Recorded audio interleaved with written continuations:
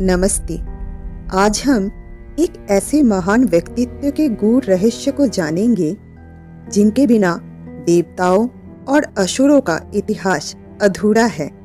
हम बात कर रहे हैं दैत्य गुरु शुक्राचार्य की। शुक्राचार्य, जिन्हें उष्णा और काव्य के नाम से भी जाना जाता है, केवल दैत्य के गुरु नहीं, वो ज्ञान, राजनीति और तपस्या के चरमोत्कर्ष थे। पुराणों के अनुसार शुक्राचार्य 70 ऋषियों में से एक महर्षि भृगु और उनकी पत्नी ख्याति के पुत्र थे।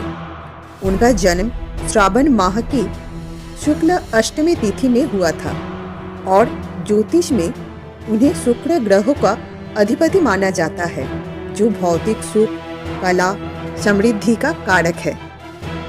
बचपन से ही ज्ञान की तीव्र पिपासा ने शुक्राचार्य को महर्षि अंगिरा के आश्रम में पहुंचाया।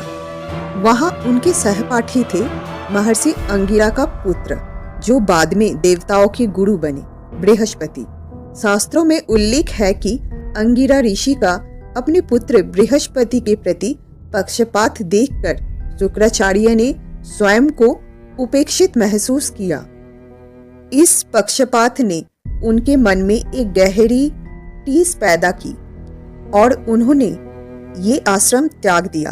बाद में उन्होंने गौतम ऋषि तथा अन्य ऋषियों से शिक्षा ग्रहण की और अपने अथक परिश्रम से बृहस्पति से भी अधिक ज्ञान अर्जित किया।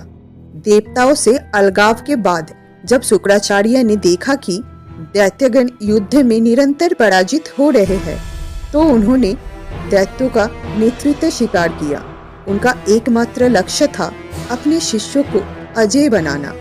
इसी उद्देश्य को सिद्ध करने के लिए उन्होंने भगवान शिव को प्रसन्न करने के लिए हजारों वर्ष तक अति कठोर तपस्या की। उनकी तपस्या से प्रसन्न होकर महादेव शिव ने उन्हें वो अद्भुत मंत्र प्रदान किया जिनका ज्ञान ब्रह्मांड में और किसी के पास नहीं था, मृत संजीवनी विद्या। इस मंत्र के बल पर शुक्राचार्य युद्ध में मारे गए दैत्यों को तुरंत पुनर्जीवित कर सकते थे। इस शक्ति ने उन्हें दैत्यों के लिए गुरु नहीं बल्कि जीवनदाता बना दिया। एक बार जब दैत्यों और शिवगणों में भीषण युद्ध चल रहा था, तब शिव के क्रोध से भयभीत होकर शुक्राचार्य ने स्वयं को अदृश्य कर लिया। लेकिन जब भगवान शिव को आभास हुआ तो उन्होंने शुक्राचार्य को क्रोधवश निगल लिया। शुक्राचार्य ने हजारों वर्षों तक शिव के उदर में ही तपस्या की और अंततः शिव ने उन्हें बीर्ज के रूप में बाहर निकाला। इसी घटना के कारण उनका नाम शुक्र पड़ा। इस प्रकार शुक्राचार्य शिव के पुत्र तुल्य माने गए और उन्होंने अपार दैवीय ज्ञान भी प्राप्त किया। शुक्राचार्य का ज्ञान इतना तीक्ष्ण था कि उन्होंने तत्काल पहचान लिया कि दानवी राजा बलि से भिक्षा मांगने आया बालक भगवान विष्णु का वामन अवतार है। उन्होंने बलि को दान देने से रोकने के लिए हर संभव प्रयास किया। जब राजा बलि दान देने के लिए जल देने लगे, तो शुक्राचार्य ने सूक्ष्म रूप धारण कर कमंडलू के मुख को अवरुद्ध कर दिया। वामन भगवान ने अपने हाथों में रखे इनके से कमंडलू के छेद को खोलना चाहा, जिनसे शुक्राचार्य की एक आंख फूट गई। इस घटना के बाद से शुक्राचार्य एक नेत्रहीन गुरु के रूप में जाने गए। ये घटना बताती है कि न्याय और धर्म के मार्ग में अविरोध उत्पन्न करने वाले को स्वयं ज्ञान का भंडार होने पर भी दंड भोगना पड़ता है। कच्छ और देवयानी की कथा शुक्राचार्य के जीवन का एक अत्यंत मार्मिक प्रसंग है। देवताओं ने संजीवनी विद्या सीखने के लिए बृहस्पति के पुत्र कच्छ को शुक्राचार्य के पास भेजा। शुक्राचार्य की पुत्री देवयानी कच्छ से प्रेम करने लगी। दैत्यों ने कई बार कच्छ को मारा, लेकिन देवयानी के अनुरोध पर शुक्राचार्य ने हर बार उन्हें संजीवनी से जीवित किया। एक बार तो दैत्य ने कच्छ को जलाकर उसकी राख मदिरा में मिलाकर शुक्राचार्य को पिला दी। तब देवयानी ने हठ पर शुक्राचार्य को अपने पेट के अंदर ही कच्छ को संजीवनी विद्या सिखानी पड़ी और फिर कच्छ ने उनके उदर को चीरकर बाहर आकर शुक्राचार्य को पुनर्जीवित किया।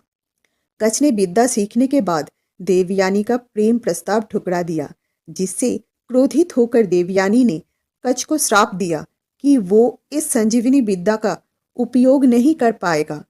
प्रत्युत्तर में कच्छ ने देवयानी को भी श्राप दिया कि उसका विवाह किसी क्षत्रिय से होगा और उसके पुत्र को कोई लाभ नहीं होगा। शुक्राचार्य का जीवन हमें सिखाता है कि ज्ञान और सामर्थ्य का कोई विकल्प नहीं है। उन्होंने अपने शिष्यों के प्रति अपना कर्तव्य पूरी निष्ठा से निभाया। हालांकि उन्हें दैत्यों के पक्ष में माना गया, लेकिन उनका ज्ञान और तप किसी भी ऋषि से कम नहीं था। उनकी नीति, जिसे शुक्र नीति कहा जाता है, आज भी राजनीति और धर्मशास्त्रों में एक महत्वपूर्ण स्थान रखती है। दैत्यगुरु शुक्राचार्य का चरित्र हमें बताता है कि ज्ञान का प्रकाश किसी पक्ष या विपक्ष से बांधा नहीं होता। ये तो एक सतत तपस्या और साधना का परिणाम है। आपको शुक्राचार्य के जीवन का कौन सा प्रसंग सबसे अधिक प्रेरणादायक लगा, हमें कमेंट में बताइए। और ऐसे ही प्रामाणिक पौराणिक कथाओं के लिए हमारी चैनल को सब्सक्राइब करें।